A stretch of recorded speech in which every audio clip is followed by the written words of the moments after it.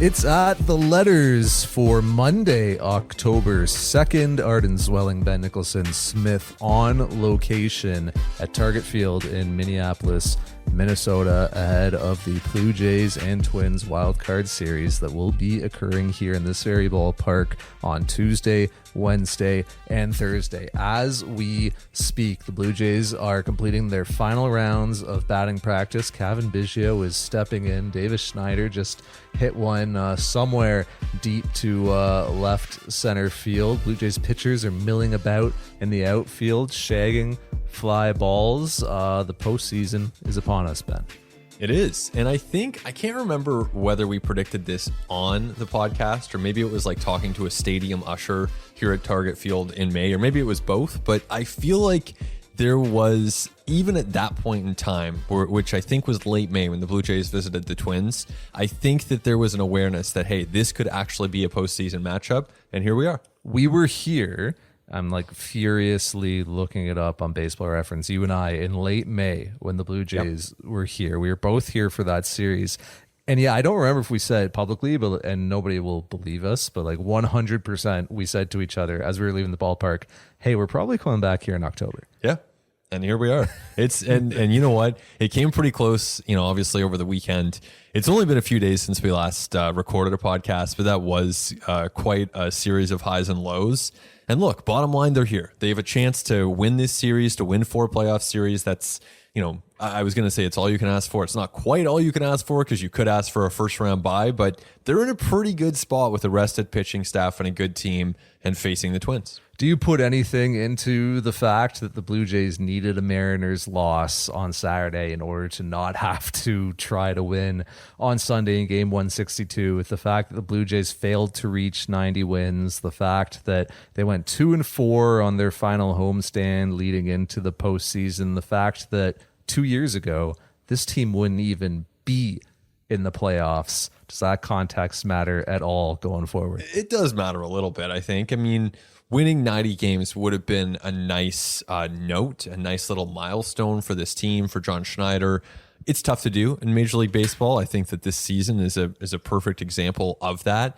But ultimately, the win total doesn't really matter outside of the record books. So really, it's how you position yourself. And I think, we talked about this on Friday, but to me, the big difference was, do you have to burn Kevin Gausman, and are you able to rest the likes of Alejandro Kirk and Brandon Belt and Vladimir Guerrero Jr.? And they put themselves, I know Belt ended up playing, but they put themselves in a position where they actually could rest those guys. And it was with a big assist from the Seattle Mariners, obviously. So you could maybe say the Seattle Mariners put them in that position.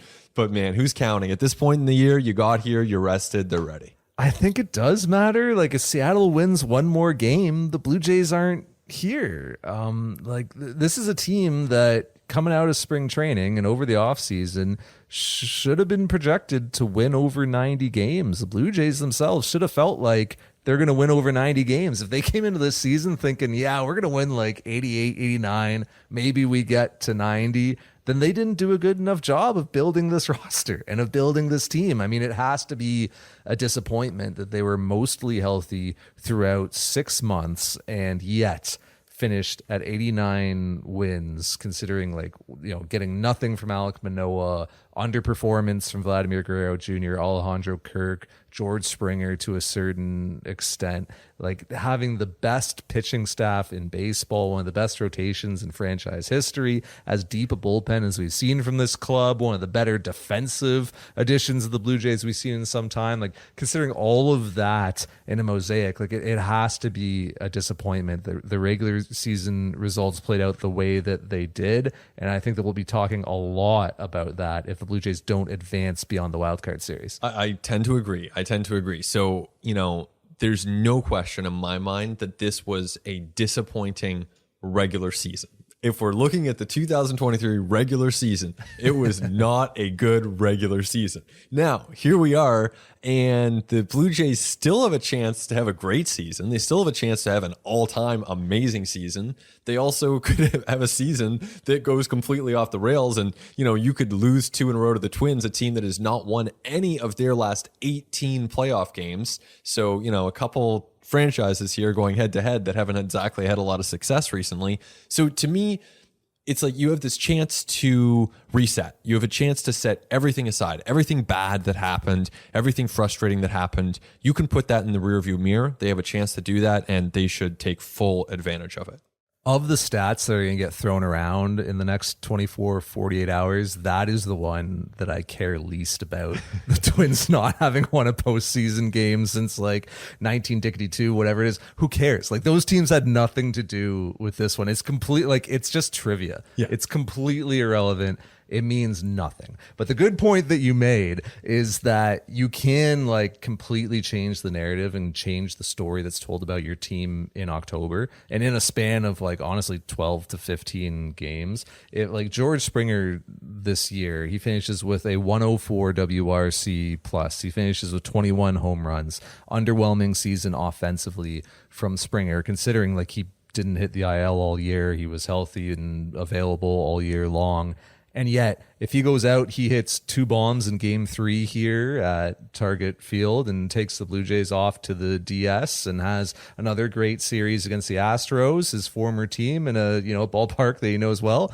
Forget about this season, right? Like, it's playoff hero George Springer. It's the guy who showed up at the perfect time. Like, if the Blue Jays go on to play in a CS, to play in a World Series, if Dalton Varsho has one huge big swing that wins them a game, like one home run that turns the tide, no one is going to forget about the season in which he was like a below average MLB hitter by WRC plus, by OPS plus, by whatever you like. Like, he'll just be playoff hero Dalton Varsho. Like, nobody remembers Pat Border's regular season stats. Yeah. Like, they remember World Series MVP. Nobody remembers how that guy performed in the regular season. Like Joe Carter, Ben. Like Joe Carter, right? Like, level of excellence, Joe Carter, franchise icon, like hasn't paid for a meal in Toronto in how long, Joe Carter? Dude was like Will Myers, essentially, in his career. No one remembers that because touch 'em all, Joe. So this is the time where with just a few good swings, a few good pitching performances, you can like just completely erase everything that happened before. Yeah, it's a huge possibility for this team right now because what happened before wasn't that fun. It was a very frustrating season, I think, the players describe it as that a lot of the time. Certainly for a lot of the fans, at least some of the ones that I've heard from, describe it as a frustrating season, a team that hasn't necessarily been the most likable. Certainly expectations were high, as they should have been. And the team, you've pointed out, expectations, reality, that difference informs a lot of how we perceive things. That definitely applies here with the Blue Jays. But, for everything that has happened, they have given themselves this chance, maybe with a little assist from the Mariners or from those AL West teams, but they now have this chance to have a totally different story about their season. And, it's, to me, that's what's refreshing about the postseason is you actually can reset and you can have a season where, they have very good chances going against a Twins team that they're better than. They're fully rested. This is a good baseball team in the Toronto Blue Jays. Like, they're good. Their season has been super frustrating. And now, I'll be really intrigued to see because this could look a lot different in 2 weeks. Didn't Brandon Belt describe the final days of the regular season to Shy as, quote, torture? Did he? Yeah, I'm pretty sure he did. When Brandon Belt refreshingly honest. So yeah, the word frustrating thrown around, torture. Thrown around. He was hitting 3 bombs. What if he was over? Hit high and deep, out to right field. You can forget it. That ball's long gone. What a key cog coming down the stretch for the Blue Jays. Brandon Belt delivers number 19. Well, I think he was referring to like having to wait for the results elsewhere, right? And not knowing your fate and not having it completely in your hands. But yeah, like the players realize, like they feel what fans have felt throughout this season, what everybody who's been around the team has felt. But look, there's an opportunity here over the next 2 days and possibly 3 in Minneapolis to change all that, or to go to a DS and go and play a Houston Astros team that's going to be waiting around for you. We can get a bit more granular on this series as we go, but just kind of big picture, 30,000 foot view. What do you think of the series between the Blue Jays and the Twins, how these teams match up? Well, I think the Jays, because they didn't have to play some of their key players on Sunday, enter this series in a strong position. They're in a good spot. We haven't seen the specifics of the roster, and we can get into some of that. But, this is a strong roster. This is a roster that can win multiple playoff rounds. So they're in a good spot. The Twins, too. I mean, they've had the chance to rest up guys. They didn't have to push themselves to the brink just to get in, to have Pablo Lopez and Sonny Gray going, to have guys like Bailey Ober and Kenta Maeda ready to roll, Joe Ryan. I mean, their starting pitching is good. Duran out of the bullpen. They've got some real weapons to throw at the Blue Jays. And hitting-wise, guys like Edouard Julien have really stepped up late in the season. This is a good baseball team. So the Twins could easily beat the Blue Jays. As much as I sit here talking about this chance the Blue Jays have, oh my God, they can rewrite their script. Yeah, I mean, the Twins are good. The Blue Jays could easily lose to the Twins in this series. I think this series is, of the 4 wildcard series, as much of a coin flip as any of them. Like, I think these are 2 really evenly matched teams. Like, you look at the starting pitching in game 1 and game 2. I mean, who could even pick who has the edge in starting pitching, right? If it goes to game 3, I think the Blue Jays have a slight edge in terms of of starters, but it might only be a 2-game series, and the 2 matchups to begin this series are going to be absolutely electric. With the bullpens, I think you have to give the edge to the Blue Jays. They certainly have more depth in the bullpen, but it's the playoffs, right? And so you concentrate your innings towards your best relievers. And we look at the back end of like the Twins bullpen, right? Like Duran is as like lights out as anybody, like Griffin Jacks and Teal Bar and Brock Stewart and these guys. Like they get a lot of strikeouts and they really suppress hard contact. Pagan, Louis Varland, like there's a lot of options in that Twins bullpen. Like it's a considerable group. You look at the offenses, I mean, power advantage to the Twins, contact advantage to the Blue Jays. To me, in the postseason, power plays. So I kind of go slight advantage to the Twins there. And defense, definite advantage, Blue Jays. In my opinion, they're a way better defensive team. But like you see here, I'm flip-flopping on all of these. Yeah. Like I think these are 2 really evenly matched teams that have strengths that kind of counteract the other's weaknesses and vice versa. I think it's a really hard series to pick. It is. And I'll pick the Jays in 2, but that wasn't the that wasn't the question. Whoa.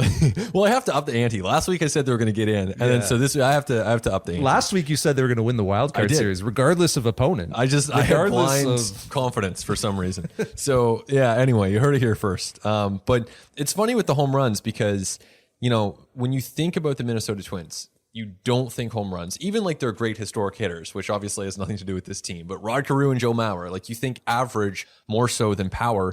And that's true of this specific team where Max Kepler led the team in home runs with 24, but as a group, as a collective, they led the American League in home runs. So this is a group that has a lot of depth power-wise, and that can be a real threat, obviously, at this time of year. A drive left field. Merrifield going back, looking up. That ball is gone! A grand slam for Carlos Correa! They've got a dozen hitters with double-digit home runs, right? So, like, there's just guys up and down this lineup that can leave the yard, and they make really hard contact. They swing and miss a ton. They strike out a ton, but this is a group that gets a ton of loft and puts the ball in the air. It's like, it's been a developmental thing for the Twins, really, like over the last several years. And like, I'm kind of a broken record on this, but I think that this series will honestly just come down to who hits more homers. And you could say that the other way. This series comes down to which team limits the other team from hitting homers. But like, it's the postseason. 50% of runs scored in the playoffs come via home run. And in the regular season, the Blue Jays ranked 21st across MLB in the percentage of their runs scored via home run. That ranks 9th of the 12 postseason teams. The Blue Jays also ranked 2nd highest this year in percentage of runs allowed via home run. 47% of runs scored against the Blue Jays came via homers. So like, this has been a team that's given up a lot of damage on homers. It's a team that hasn't hit a lot of homers itself. I think that those 2 things really need to change in order for the Blue Jays to be successful. And I think that like the Twins' record and how they've played against admittedly much weaker competition than the Blue Jays have been facing, I think is a little misleading and a little bit of a mirage. You look at it, the Twins were 19 and 27 in 1-run games.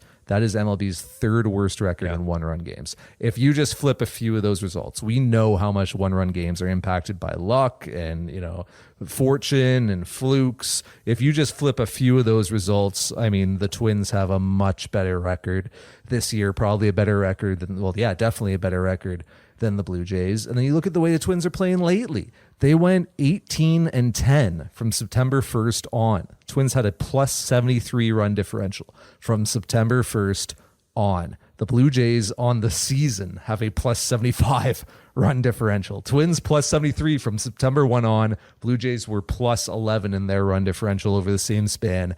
I just think that the Twins will be underestimated in this series, and I think they're better than they appear on paper. I think those are good points. The Twins, to me, are definitely a team that you don't want to look past in any way. I don't think anyone here with the Blue Jays is doing that. I mean, obviously, they're across the field from them. They're definitely focused on the Twins, but this is a pretty good team. And, it's not like in the National League where you had some teams sneak in, like, for example, the Miami Marlins.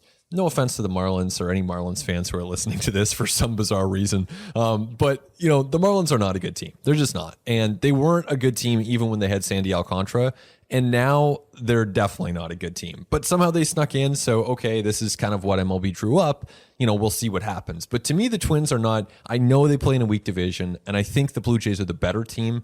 But the Twins are a good team, and there are some interesting matchups as you're outlining. And I would even extend that to the managers, where you have a couple of young managers who aren't exactly rookies, but they're still looking to kind of prove themselves in this league. I think Rocco Baldelli is a good manager. I think John Schneider's, going to get a lot of criticism, I'm sure, from a lot of Jays fans. But I do think that he is a manager with a lot of tactical skill. So we'll see how it plays out. Oh, there's going to be a John Schneider referendum moment at some time in this series. 100%. Unless they sweep their way to the World Series, that there is going to be a let's all crap all over John Schneider moment. 100%, especially because I expect this series to be pretty low scoring and to be pretty, or at least pretty tight.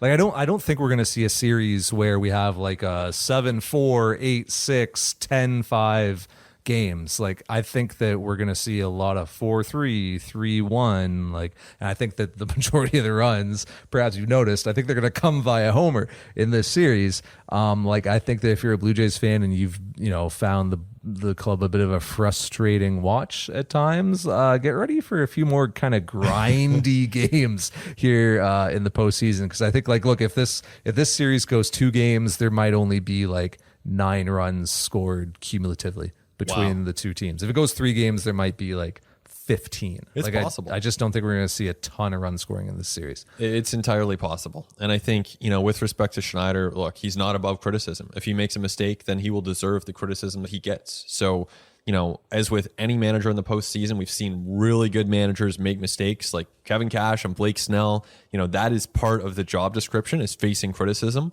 rightly or wrongly. He's going to have his decisions and we'll see how it works. But, it is going to be a big time for all of those sorts of things. It's going to be a big time for Blue Jays pitching in particular. That's the strength of this team. That's what's gotten them to this position. Obviously, it was an underwhelming Blue Jays offense. The Blue Jays need their pitching to continue rolling. I was citing some of the Twins' recent stats.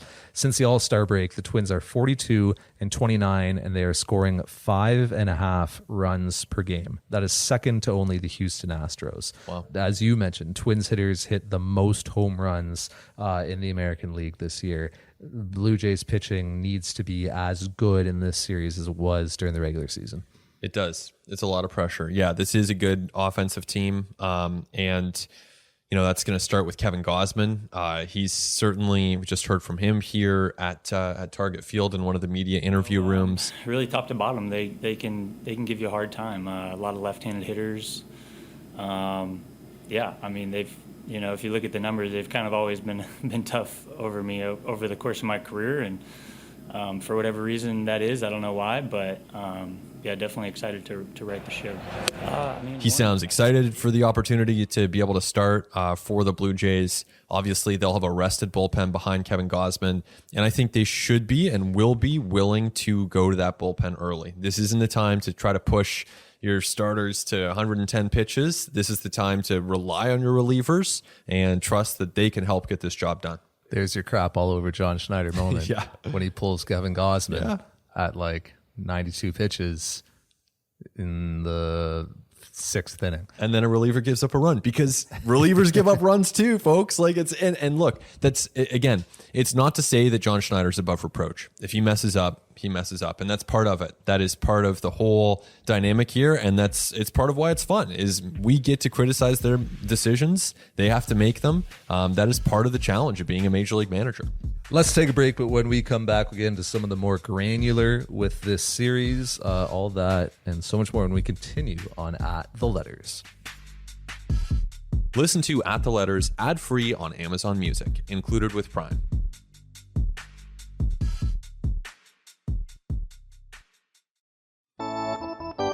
It continues on At the Letters. Arden Zwelling, Ben Nicholson Smith. We are in the Sportsnet 590 The Fan radio booth here at Target Field. Very grateful to Ben Wagner, Chris LaRue, and Tom Young for letting us use their space here on Monday night.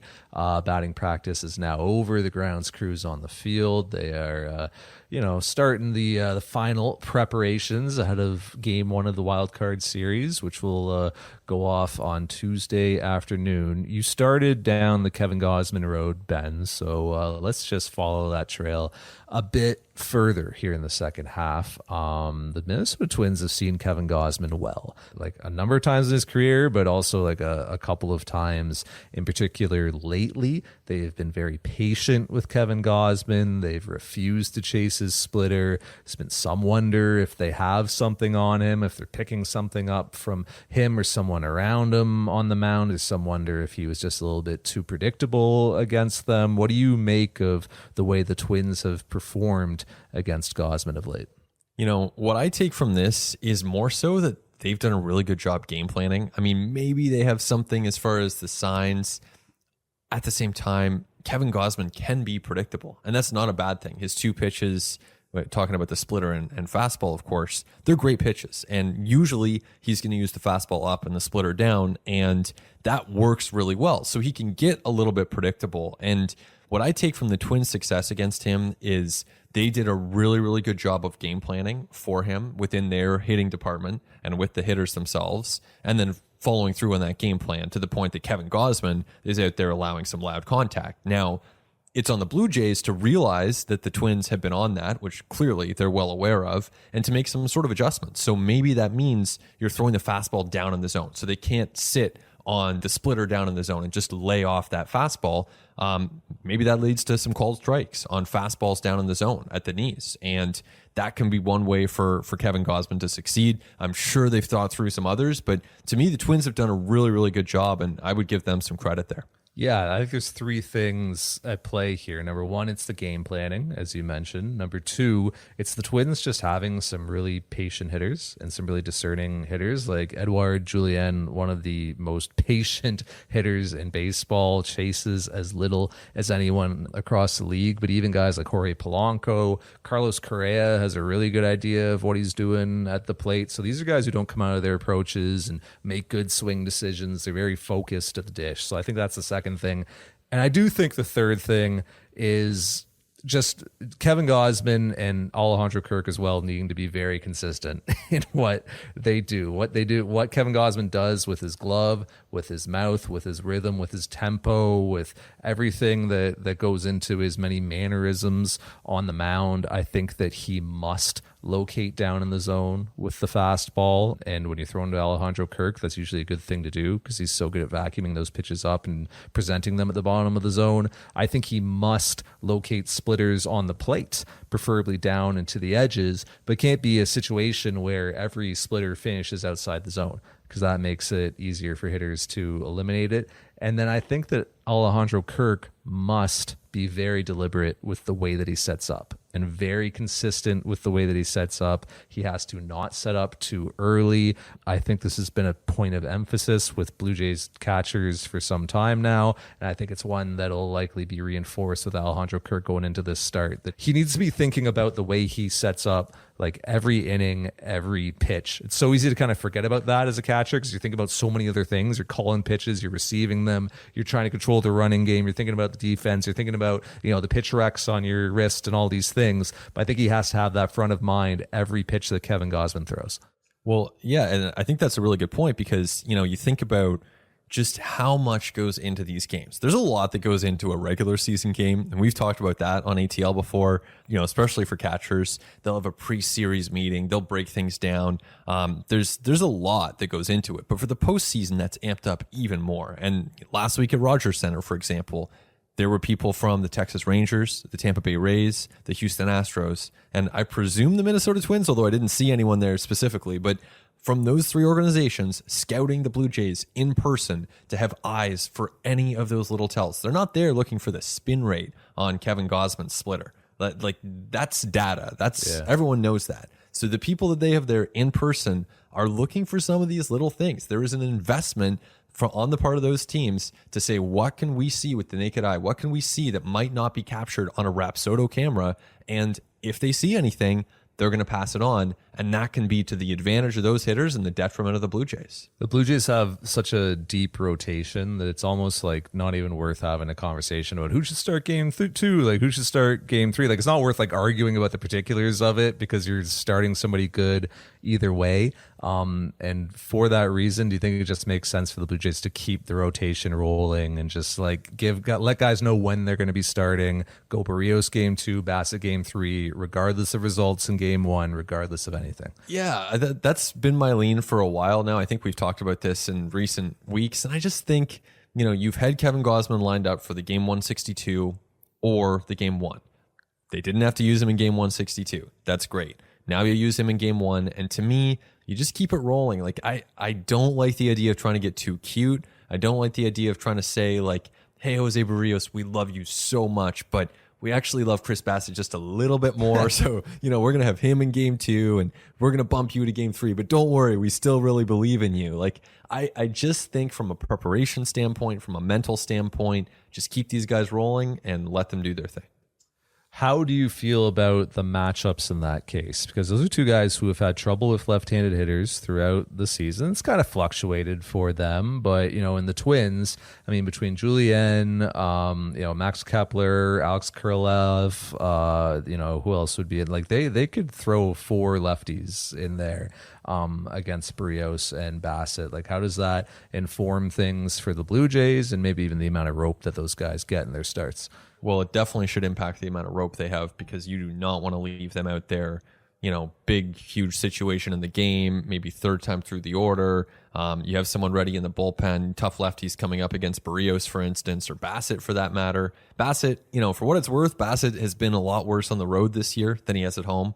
I don't tend to read a ton into that, but either way, these are really good pitchers. You need them. You're absolutely going to need them to win this series and to continue winning series, but you have relievers for a reason, and this is not only one of the best rotations in baseball. In my opinion, it's one of the better bullpens in baseball, and they can continue to deploy those guys to maximize the matchups and keep runs off the board.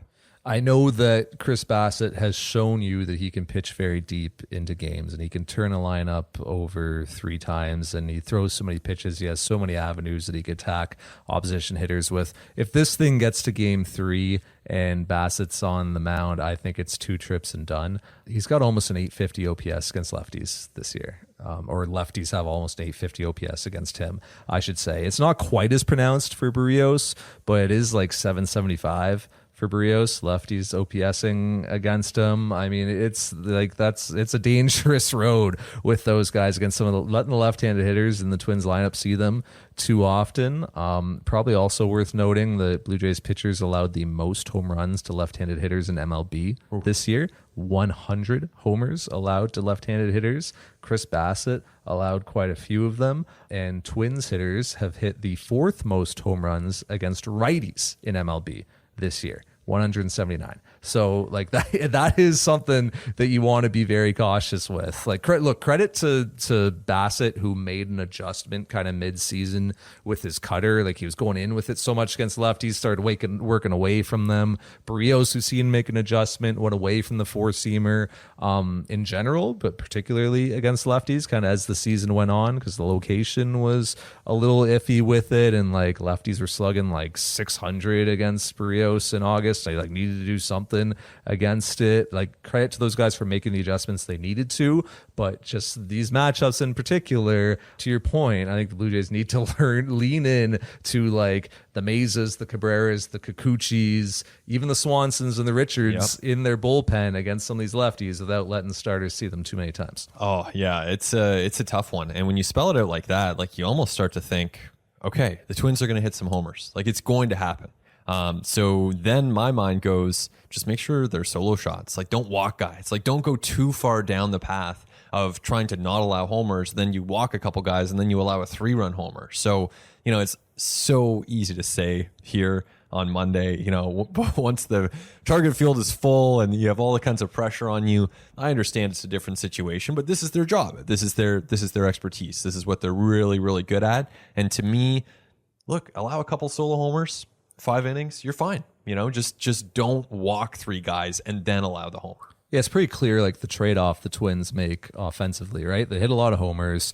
Among postseason teams, they're 3rd in hard hit rate, 2nd in barrel rate. Like they hit the ball really hard, they hit it in the air. But the trade-off of that is they strike out a lot, right? Led MLB in strikeout rate, lowest contact rate among postseason teams. So like Kevin Gausman could rack up a whole bunch of strikeouts in game 1, right? Like a high strikeout guy, and if he's able to make an adjustment to get the Twins to offer more at his splitter, like he could get a whole bunch of whiffs and a whole bunch of Ks. Like same goes for Brios in game 2. If it is Brios in game 2, we expect it to be him, and Bassett in game 3. But I think that's another reason to go to the bullpen early in these games. I don't know what's early to people, right? But probably earlier than a lot of people are going to want the Blue Jays to. Honestly, like I don't let any of these guys get too far into a third trip through, because you have swing and miss in the bullpen as the Blue Jays, and you have a lot of versatile arms that you can match up with guys against. You just have so many relievers that you trust and who can get you strikeouts and offer a different look.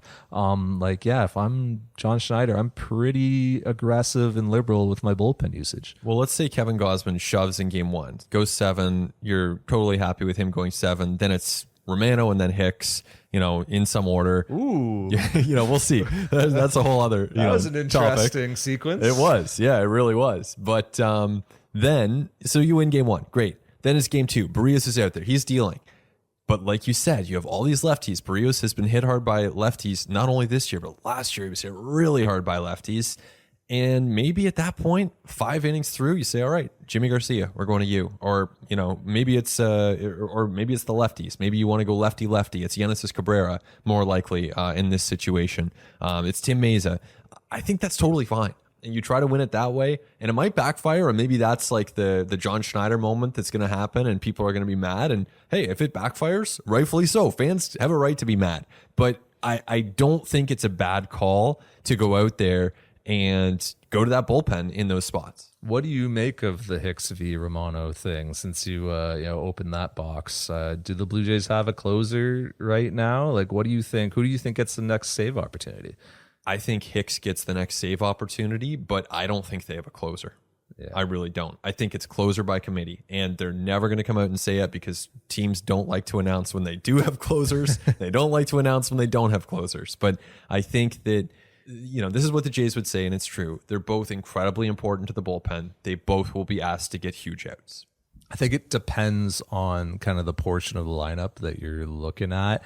I mean, it's kind of funny because like Hicks throws 103 with insane sink, but he gives up more contact than Jordan Romano. Like Romano is your better bet to get swing and miss, and you're better bet to get a whiff, but it's the postseason and you have to be that much more reactionary to what you've seen lately. And what we've seen lately from Jordan Romano is his slider has just not been the same as it is when he's going really well. Like we're just seeing more of those kind of hanging cement mixers from him at times. He's getting 2 inches less horizontal break on his slider than he was over the first 3 months of the season. He's getting less extension on, just all of his pitches, both of his pitches over the last couple of months. I talked about this last time on the podcast. We've seen a few Romano appearances where like he just doesn't have that fastball velo in his first like 3, 4, 5 pitches of the appearance, and eventually he finds it, but like damage can be done in the first half dozen pitches that you throw. And if, you're at like 94, 95, 96, and later on you're getting to 98, 99, that's great. But those first few pitches are important, and hitters at this level are aggressive, and they recognize when you don't have your best stuff, and they will have scouting reports that will tell you that, hey, Jordan Romano hasn't had his best velo like early in his appearances lately. Get geared up, get ready. So there's just something going on there. Like Romano at 98, 99 with strike to ball sliders, that's an elite closer, like one of the better relievers in this game.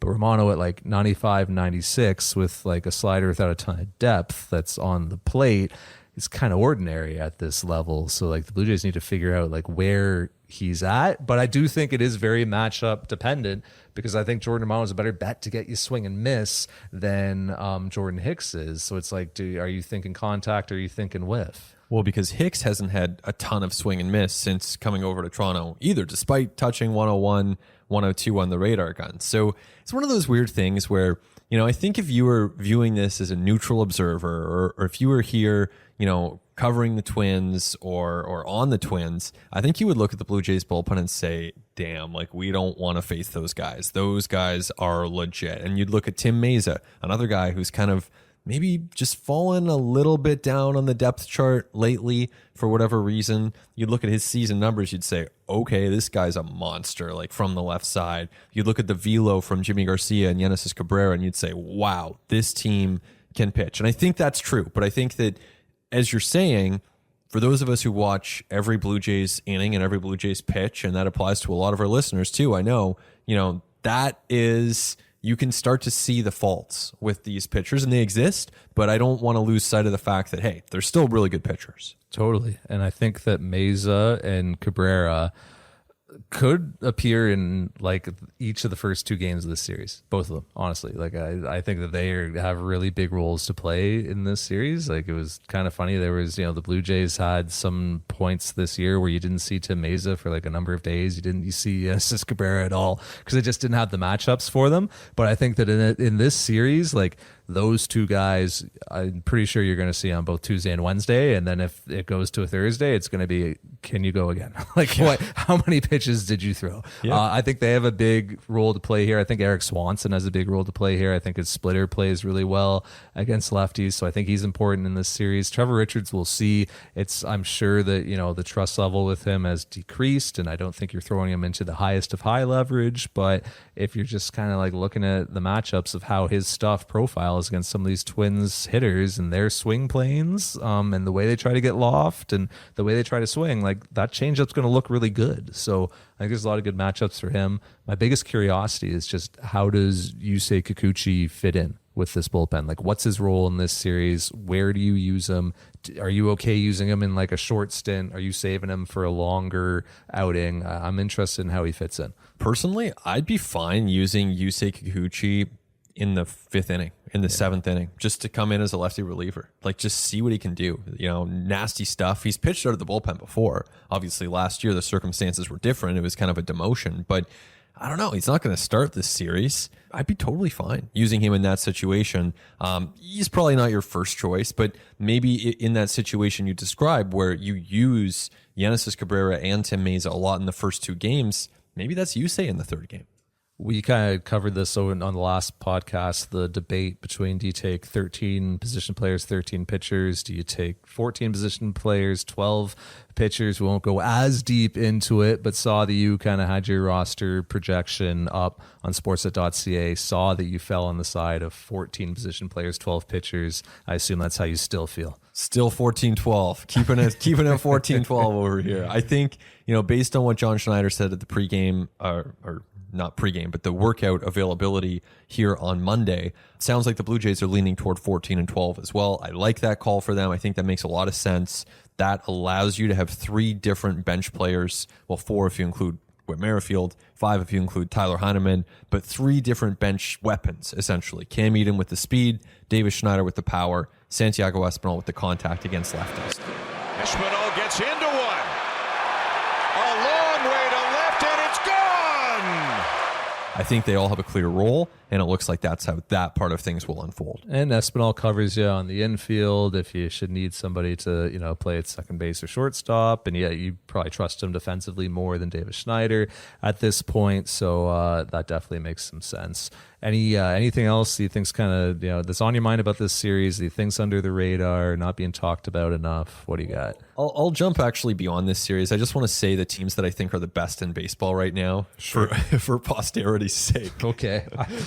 Are you about to say the Miami Marlins? No, they did not make the cut. Are you about to say the Atlanta Braves and the Los Angeles Dodgers? Yep, they're in there as Shocking. well. I'm also going to throw in the Phillies and the Astros. Those are the 4 best teams in baseball, in my opinion.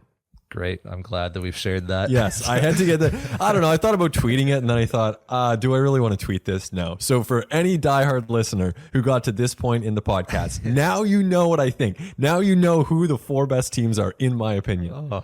So my under the radar thing is maybe a little bit. Are you taking us back to the Blue Jays here? It's a little bit, to the Twins. And it's going to be a bit more granular than the Braves are good. I think you got to get used to the term sweeper in this series, because I think it's going to be a very important pitch for the Twins. You look at Pablo Lopez and Sonny Gray, 2 guys who use sweepers very effectively. They've used them a lot more since they've come to the Twins. Seems like it's a developmental thing for the Twins that they really put a lot of focus on. And the Blue Jays have some right-handed hitters who have had some difficulty against that pitch over their careers. Sonny Gray's sweeper in particular is just like a dominant weapon. It's got a 19 run value this year. Opposition hitters are batting .097 against it with a 118 slug. He's got a 41% whiff rate, Sonny Gray, on his sweeper. Didn't allow a homer on it all year. And Lopez's sweeper is like really good too. 173 opponents batting average, 287 slug, 37% whiff rate. So I think you're going to see a lot of those pitches. I think you're going to hear about it a lot, as you should, because those 2 pitchers are going to use it really effectively, I feel. I think that Gray and Lopez are just both really good pitchers in general. They have like multiple ways to attack you on either side of the plate. They throw multiple pitches to either side of the platoon. You just it's very hard to have a game plan against these guys because they have so many different effective pitches that they can use on the plate and off. I kind of said earlier, I think the first 2 pitching matchups in this series are just absolutely dynamite from a starting pitching perspective, and I can't wait to watch them. Yeah, it should be a lot of fun. Or, maybe not. Who knows? Dude, they're going to be, from a fan's perspective, frustrating, grindy games. Well, based on last year, let's not think about last year too much. But I don't think you're going to see offensive explosions. I don't think you're going to see either team have a 5-run lead. I think they are going to be grindy affairs. I think they are going to be dirty, grimy, mucky. I think that's what you're going to get. Yeah, it's entirely possible. Should be a lot of fun. Playoff baseball is pretty fun. So I'm pretty stoked. I'm pretty ready for this. Yes, the Atlanta Braves are a good team, and playoff baseball is fun. Don't forget about the Phillies. Don't forget about the Astros. The Astros almost didn't make it, and I'm telling you, I think they're the best team in the American League. Yeah, on paper they're great. Played like piss down the stretch, but they're fine. Did not perform well in September, but yeah, great on paper, and they're just hanging out, waiting for one of these 2 teams. Which is a huge advantage. You go from almost not making it to first round bye. Yeah. But would it be a surprise to see the Houston Astros go back to the ALCS for what I believe would be the 7th straight season? No, it would not be a surprise at all. So I'm gonna put you on record. You're saying Blue Jays in 2. Blue Jays in 2. You heard it here first. All right. Do you have a prediction? Yeah, let's hear it. Saying Blue Jays in 2. I'm going to say Blue Jays in 3, and game 3 is going to be the George Springer game.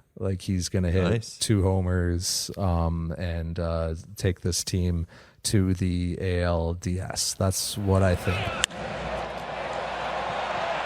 There's a drive to deep left, and it's gone! Springer got him! So while I will favor the Blue Jays in this series, to me, the Blue Jays are 51.5% favorites in my mind. I agree. I think the Twins are 48.5% underdogs. I agree. And I think my real logical brain says, yes, it's 52 to 48. Yeah. But for posterity's sake, I am saying Blue Jays in 2.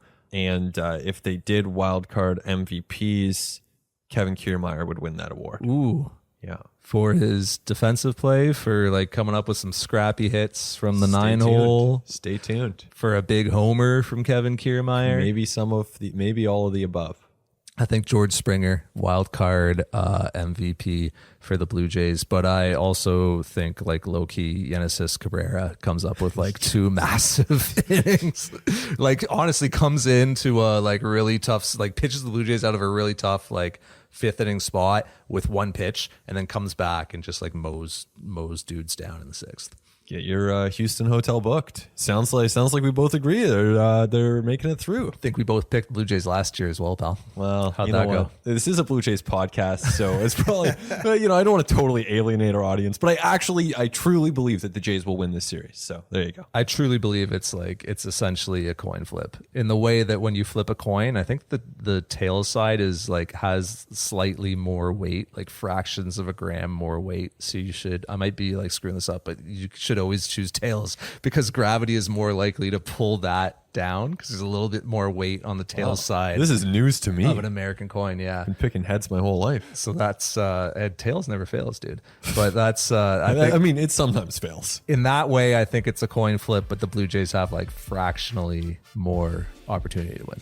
We'll see. Okay. We'll see. That's going to be it for us. We got to get out of here and then come back here again in a matter of hours. But that's going to be our wild card preview. I want to thank our producer, Christian Ryan, for all of his hard work. We'll talk to you after the wild card series, maybe going to Houston, maybe recapping the Blue Jays season. Those are really the only 2 options. For Ben Nicholson-Smith, I'm Arden Zwelling. Thanks so much for listening. This has been At the Letters.